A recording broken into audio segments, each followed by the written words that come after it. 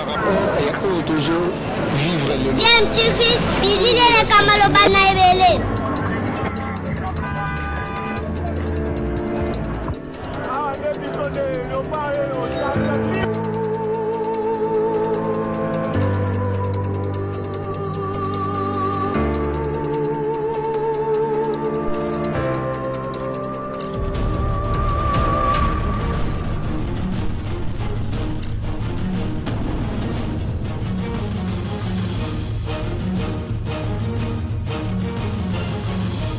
DMTV toujours en avant. Vous êtes sur DMTV, bonjour ou bonsoir, tout dépend de l'heure à laquelle vous nous suivez. Tout plaisir est pour nous de vous retrouver, mais surtout de savoir que vous êtes nombreux en train de suivre votre chaîne YouTube DMTV. DMTV qui vous propose l'actualité, mais vous propose aussi des analyses et des réflexions sur des sujets d'actualité, sur des faits sociaux ou tout simplement des réalités que nous observons ici chez nous en République démocratique du Congo. L'actualité, c'est aussi la Commission électorale nationale indépendante où la désignation du remplaçant de Corneille Nangaa continue à poser des problèmes et plusieurs observateurs se demandent si l'histoire ne serait pas en train de se répéter ici en République démocratique du Congo. C'est du moins ce que redoute l'Église catholique ainsi que l'Église protestante. Pour rappel, la semaine dernière, les 6 autres confessions religieuses reconnues dans le pays déposaient sans leur accord à l'Assemblée nationale le nom de leur candidat président de la commission électorale, Denis Kadima, un expert électoral international. Pour la conférence épiscopale du Congo catholique et l'église du Christ au Congo protestante, malgré ses compétences, les menaces et pressions dont ont fait l'objet les chefs religieux eux-mêmes entament la crédibilité de toute la procédure de désignation. Elle redoute une mise sous contrôle de la commission électorale au Congo de Félix Tshisekedi, comme ce fut le cas sous son prédécesseur Joseph Kabila. Le révérend Eric Senga, porte-parole de l'église protestante, nous donne un peu plus d'éclaircissement sur la position de l'église catholique et de l'église protestante, une position qui se voit en tout cas opposée à celle des 6 autres confessions religieuses qui soutiennent la candidature de Kadima à ce poste-là. Alors je propose d'écouter le révérend Eric Senga qui nous a expliqué un tout petit peu ces dissensions et le PV qui a été amené par les 6 autres confessions religieuses. Est-ce que ce PV est légal? Est-ce qu'ils avaient qualité d'amener ce PV-là au niveau de l'Assemblée nationale? La version de l'ECC, de l'Église protestante, par le révérend Eric Senga, c'est ce que je vous propose tout de suite. Il était passé bien évidemment sur Radio France Internationale. Je vous rappelle que vous êtes en train de suivre votre chaîne YouTube DMTV. Vous êtes nouveau ou ancien mais que vous ne vous êtes pas encore abonné, s'il vous plaît, n'hésitez pas, abonnez-vous et n'oubliez pas d'activer la notification en cliquant tout simplement sur la petite cloche qui apparaîtra dès que vous serez abonné. Suivant le révérend Eric Senga, nous nous retrouvons tout de suite après.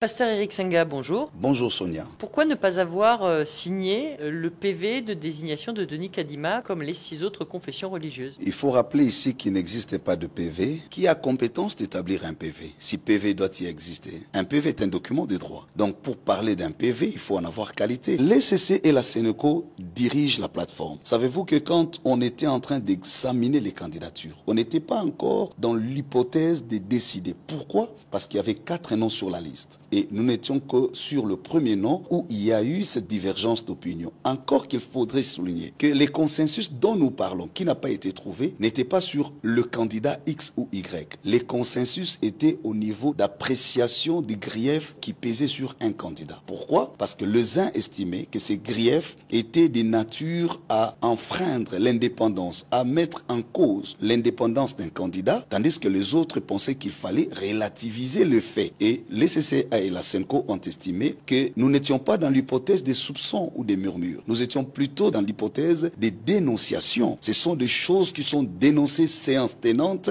par nos collègues qui sont avec nous au sein de la plateforme. Mais pourquoi aujourd'hui ils ne le disent plus? Parce que la plupart des gens dont vous parlez, ils sont aujourd'hui dans cette coalition des 6. Je ne sais pas s'ils ne le disent plus, mais nous avons tous les éléments de preuve parce que nos réunions sont couvertes par des PV. Donc il y a des comptes rendus de chaque réunion où les choses ont été dites. Ça, c'est c'est un. Il y a des audios qui existent également. C'était de plaintes qui ont été formulées avant même la réunion. C'est ce qui a conduit au communiqué qui faisait état des intimidations, de menaces, parce qu'ils ont demandé la solidarité des autres confessions religieuses, parce qu'il y a même de ceux-là qui ne passaient plus nuit à la maison. Tous les amis qui sont là-bas le savent, parce que ça a été dit ouvertement. Oui, mais aujourd'hui, ils disent que c'est des problèmes, enfin en tout cas le pasteur Dodo Kamba, le chef des églises du Réveil, dit que ce sont des problèmes internes aux confessions et que finalement ça n'a rien à voir avec la désignation des candidats. Je pense que la grande question à se poser ici est de savoir pourquoi seulement les pasteurs Dodo qui répondent à cela. C'est ça qui est incongru. Parce que le candidat est le candidat de Kimbanguiste. C'est-à-dire que vous ne comprenez pas pourquoi c'est toujours lui qui prend la parole et pas les autres? Il y a même des moments où lui, le pasteur Dodo, était presque à couteau tiré avec d'autres chefs de confession parce qu'il les empêchait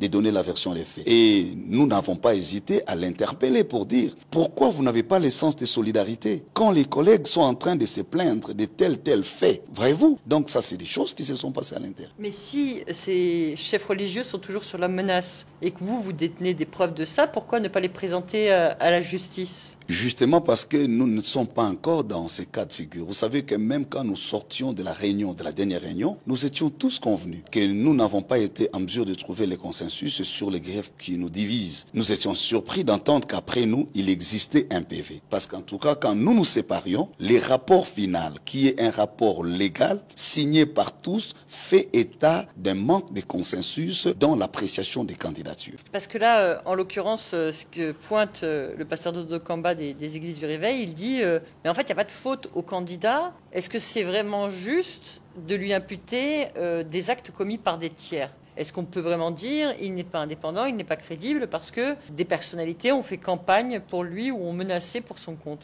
Même dans les débats des fonds, si je vais vous donner les éléments, il n'y avait que lui, le pasteur Dodo, qui soutenait cette hypothèse. Personne d'autre, si vraiment il peut nous contredire sur ces points, qui me disent combien ont sous-tendu cette hypothèse. Il n'y avait que lui. Et c'est là où d'ailleurs la question lui a été posée. Pasteur, nous sommes une corporation. Notre responsabilité, c'est de placer celui qui doit dire la vérité, la justice, la sincérité. La CNI est l'institution qui donne la substance de la légitimité à nos institutions. Aujourd'hui, nous nous étions dit, c'était 3 principes de base qui avaient été donnés. Évitons des candidats à problème, évitons des candidats de vie ou de mort, évitons des candidats qui peuvent diviser et la plateforme et le pays.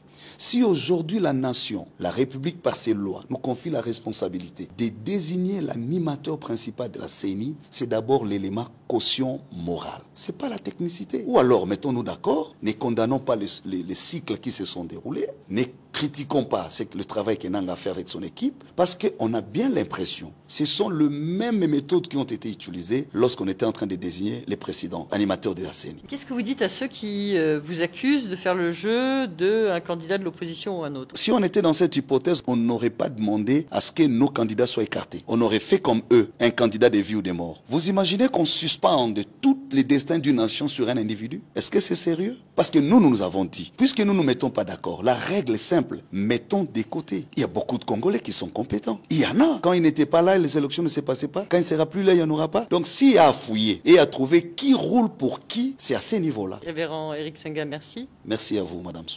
Voilà, nous sommes de retour. Vous venez de suivre là le révérend Éric Senga, porte-parole de l'église du Christ au Congo, église protestante. Et j'ai personnellement aimé cette toute première question qui finalement nous a donné la réponse à notre préoccupation. Pourquoi avoir décidé de ne pas signer le procès verbal de désignation de Denis Kadima comme les 6 autres candidats? Et le révérend Éric Senga de répondre, il faut rappeler ici qu'il n'existe pas de PV. Qui a compétence pour établir ce PV? Si PV doit exister. Donc, pour parler d'un PV, il faut en avoir qualité. L'ECC et la SENCO dirigent la plateforme de confession. Juste bien évidemment, pourquoi le président Ambosso, président de l'Assemblée nationale, a accordé un délai si le PV était établi? J'imagine qu'il aurait dû pouvoir déposer ce PV le mercredi, puisque la date limite était le mercredi. S'ils n'ont pas pu déposer le PV, c'est parce que tout le monde était conscient que les travaux n'étaient que suspendus. Savez-vous que quand on était en train de débattre des candidatures, on n'était pas encore dans l'hypothèse de décider. Pourquoi? Parce qu'il y avait 4 noms sur la liste et nous n'étions que sur le premier nom. où il y a eu cette divergence d'opinion. Encore qu'il faudrait souligner que le consensus dont nous parlons, qui n'a pas été trouvé, ce n'était pas sur un nom d'un candidat X ou Y, mais le processus était au niveau de l'appréciation des griefs qui pesaient sur un candidat. Les uns estimaient que ces griefs étaient de nature à mettre en cause l'indépendance d'un candidat, tandis que les autres pensaient qu'il fallait, relativiser les faits. Le CC et la Senco ont estimé que nous n'étions pas dans l'hypothèse d'un soupçon ou d'un murmure, nous étions plutôt dans l'hypothèse d'une dénonciation. C'était des choses qui étaient dénoncées séance tenante pour nos collègues qui sont avec nous au sein de la plateforme. Donc voilà, ce qui signifie très clairement que le PV qui a été apporté, en tout cas au regard des propos du révérend Éric Senga, ces PV qui ont été en tout cas déposés par les 6 autres confessions religieuses à la tête visiblement de Dodo Kamba, ce n'est pas en tout cas un PV à considérer, puisque il n'en avait pas qualité. La qualité de déposer ce PV incombait en tout cas aux 2 confessions religieuses qui avaient la charge justement de diriger les débats de ces confessions religieuses. Alors pourquoi les 6 autres s'obstinent justement à imposer ce candidat Denis Kadima, alors qu'il y a peu nous étions dans la même configuration et ça a posé problème. Le chef de l'État a dû même intervenir, il y a eu des manifestations, mais pourquoi déshabiller Saint-Paul pour habiller Saint-Pierre? C'est ce que nous n'arrivons pas à comprendre, mais je pense qu'à mon avis, j'ai été suffisamment éclairé par les propos du révérend Éric Senga qui a été suffisamment clair.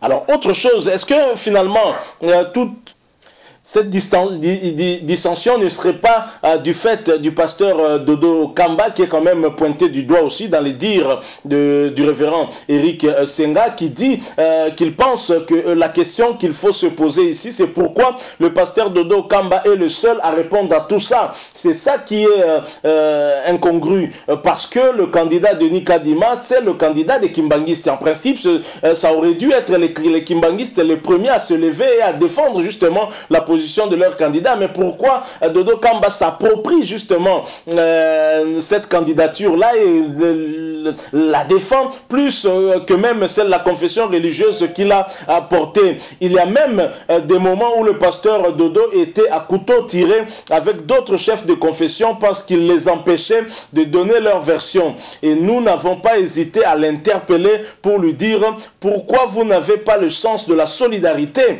quand les collègues sont en train de se plaindre de tels faits. Vous voyez, ça ce sont des phrases, ce sont des choses pardon qui se sont passées en interne. Donc ça signifie qu'il y a eu quand même des choses qui se sont passées, des dissensions entre les différentes confessions religieuses, mais le constat est que le pasteur Dodo Kamba, celui qui a la tête en tout cas de la confession Église des Réveils, prenait le dessus et visiblement empêchait les autres aussi à donner peut-être leur point de vue et une autre opinion par rapport à cette question. Alors pourquoi, la question qu'on va se poser, quel intérêt a le pasteur Dodo Kamba? Est-ce que il n'y aurait pas derrière lui une main noire qui finalement lui disait quoi faire, ou une main noire qui lui a carrément donné une mission par rapport au résultat final attendu? Ce sont des questions que nous avons vraiment droit de nous poser, et ça nous étonne aussi de voir des bergers se comporter ainsi, alors que les élections c'est une affaire du peuple d'abord, c'est l'avenir de ce pays qui est en jeu,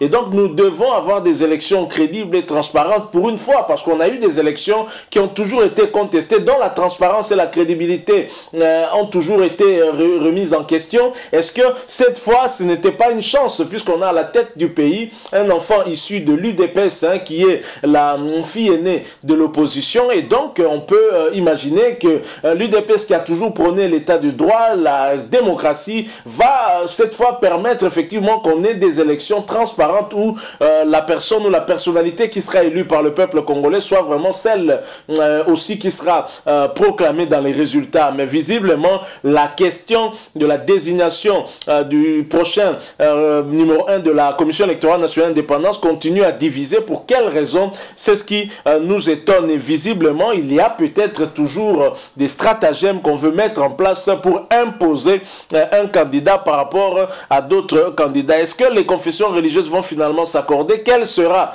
la décision qui sera prise finalement par les autorités, l'Assemblée nationale notamment et le chef de l'État. Wait and see, comme disent les Britanniques. En tous les cas, j'ai été heureux de partager avec vous le point de vue de l'Église protestante, parce que jusque-là, c'est souvent la Senco qui communiquait, et là, nous avons pu avoir l'opinion de l'Église du Christ au Congo, l'Église protestante, par son porte-parole, le révérend Eric Senga. Merci beaucoup à vous qui nous avez suivis. Nous sommes arrivés à la fin. Si vous avez aimé ce sujet, laissez-nous un maximum de j'aime, likez donc cette vidéo. Merci de partager avec nous aussi votre point de vue en nous le laissant à travers un commentaire, bien évidemment. Si vous êtes nouveau sur cette chaîne ou ancien mais que vous ne vous êtes pas encore abonné, n'hésitez pas, abonnez-vous et n'oubliez pas d'activer la notification en cliquant tout simplement sur la petite cloche que vous verrez apparaître, parce qu'elle vous permettra de ne plus rien manquer des prochaines vidéos que nous allons vous proposer. Encore une fois, merci à vous. Nous espérons vous retrouver bientôt avec un autre sujet d'actualité. En attendant, portez-vous bien. DMTV vous dit au revoir.